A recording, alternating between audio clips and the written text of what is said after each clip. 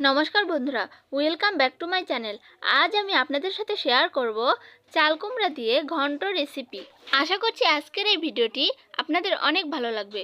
ভিডিওটি ভালো লাগলে লাইক, কমেন্ট এবং শেয়ার করতে ভুলবেন না। আর আমার এই চ্যানেলে নতুন হয়ে থাকলে চ্যানেলটি সাবস্ক্রাইব করে পাশে থাকা বেল আইকনটি বাজিয়ে দিন, যাতে পরবর্তী ভিডিওর নোটিফিকেশান সবার আগে আপনার কাছে যায়। তাহলে চলুন বন্ধুরা, ভিডিওটি শুরু করা যাক।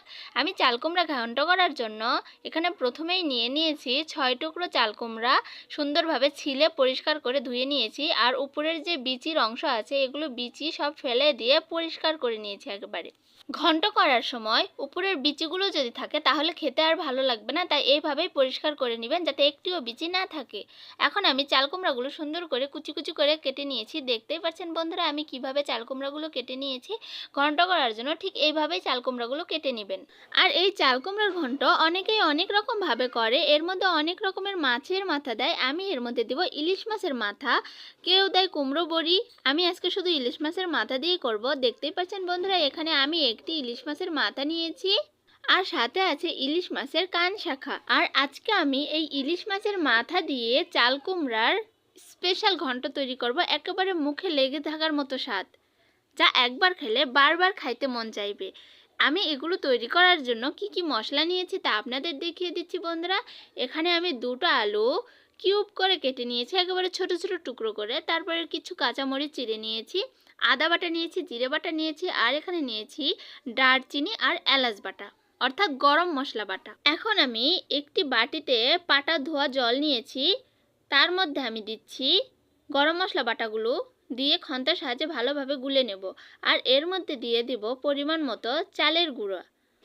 আমি তরকারিটি নামানোর আগে চালের গুঁড়া দিব, কারণ এটাকে বলা হয় পিতলি। ঘন্ট করার সময় এই পিতলিটা নামানোর আগে আগে দিলে ঘন্টটার অসাধারণ টেস্ট হয়। আর এটা আমি এখনই তৈরি করে রাখছি, হালকা একটু জলও মিশিয়ে নিচ্ছি যাতে একটু পাতলা হয়ে যায়। ব্যাস, এগুলো আমার সব রেডি করা হয়ে গিয়েছে। আমি এখন রান্না করার জন্য চুলায় একটি কড়াই বসিয়ে দিয়ে দিয়েছি কিছুটা তেল। কিছুক্ষণ আগে এই কড়াইয়ে আমি কিছু মাছ ভেজে রেখেছিলাম, তাই তেলগুলো এরকম দেখাচ্ছে। তেল গরম হয়ে গিয়েছে, আমি এখন এর মধ্যে দিয়ে দিলাম ইলিশ মাছের মাথা। এখন ভালোভাবে মাথাটি ভেজে নেব। 2 থেকে 3 মিনিটের মতো মাছের মাথাটা ভেজে নিলেই কিন্তু ভালোভাবে ভাজা হয়ে যাবে, কারণ এটা তরকারিতে দিলে কিন্তু আবারও সিদ্ধ হয়ে যাবে, তাই এত বেশি ভাজার দরকার নেই। মাছ ভাজা হয়ে গিয়েছে, আমি এখন ওই তেলেই দিয়ে দিলাম তেজপাতা, কিছু পাঁচফোড়ন, পাঁচফোড়ন মশলা বলা হয়। এখন হালকা করে ফুটিয়ে নেব। তারপরে এর মধ্যে দিয়ে দিলাম কুচিয়ে রাখা আলুগুলো। এখন আলু সহ সব কিছু একসঙ্গে ভালোভাবে ভেজে নেব। যে কোনো ঘন্টতে যদি আপনারা আলু ব্যবহার করেন তাহলে অবশ্যই আলু প্রথমে ভালো করে ভেজে নেবেন, তাহলে আলুটার স্বাদ দ্বিগুণ হয়ে যায়। তাছাড়া আলু খেতে কিন্তু সিদ্ধ সিদ্ধ লাগবে যদি ভেজে না নেন তাহলে। আলুগুলো হালকা করে ভাজা হয়ে গিয়েছে, আমি এখন এর মধ্যে দিয়ে দিচ্ছি চিড়ে রাখা কাঁচা মরিচগুলো। মরিচ দিয়ে দেওয়া হয়ে গিয়েছে, আমি এখন আবারও ভালোভাবে নাড়াচাড়া করে হালকা করে ভেজে নেব যাতে মরিচগুলো হালকা হালকা ভাজা হয়ে যায়। ব্যাস, সব কিছুই হালকা করেই ভেজে নেওয়া হয়ে গিয়েছে। আমি এখন এর মধ্যে দিয়ে দেব কেটে রাখা চাল কুমড়োগুলো। এখন ভালোভাবে নাড়াচাড়া করে সব কিছু একসঙ্গে মিশিয়ে নেব যাতে আলু কাঁচামরিচ সবগুলো ভালোভাবে লাউয়ের সঙ্গে মিশে যায়। এখন আমি এর মধ্যে দিয়ে দিচ্ছি স্বাদ মতো লবণ। এখন দিয়ে দেব পরিমাণ মতো হলুদ। এখন আবারও ভালোভাবে নাড়াচাড়া করে হলুদ আর লবণ ভালোভাবে মিশিয়ে নেব। দেখুন বন্ধুরা, সব কিছুই ভালোভাবে মেশানো হয়ে গিয়েছে। এখন আমি এর মধ্যে দিয়ে দিব বেটে রাখা বাটা মশলাগুলো, আদা বাটা আর জিরা বাটা। এখন আবারও ভালোভাবে নাড়াচাড়া করে লাউয়ের সঙ্গে আদা বাটা আর জিরা বাটা মিশিয়ে নেব। বন্ধুরা, এর মধ্যে এক্সট্রা করে জল দেওয়ার কোনো প্রয়োজন নেই, কারণ চাল কুমড়া থেকে যথেষ্ট পরিমাণে জল বের হয়ে যাবে, যা দিয়ে ঘন্টটা হয়ে যাবে। দেখতেই পাচ্ছেন বন্ধুরা, সাইড দিয়ে জল বের হয়ে গিয়েছে আর বলকও উঠছে। আমি এখন একটি ঢাকনা দিয়ে ঢেকে দিলাম 3 থেকে 4 মিনিটের জন্য।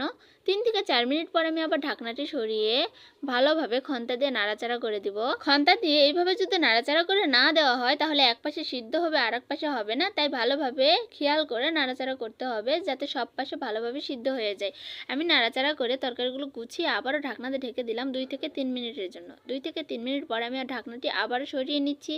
দেখুন বন্ধুরা, আমি 2বার ঢাকনা দিয়ে ঢেকে দিয়েছি যাতে চাল কুমড়োগুলো তাড়াতাড়ি করে সিদ্ধ হয়ে যায়।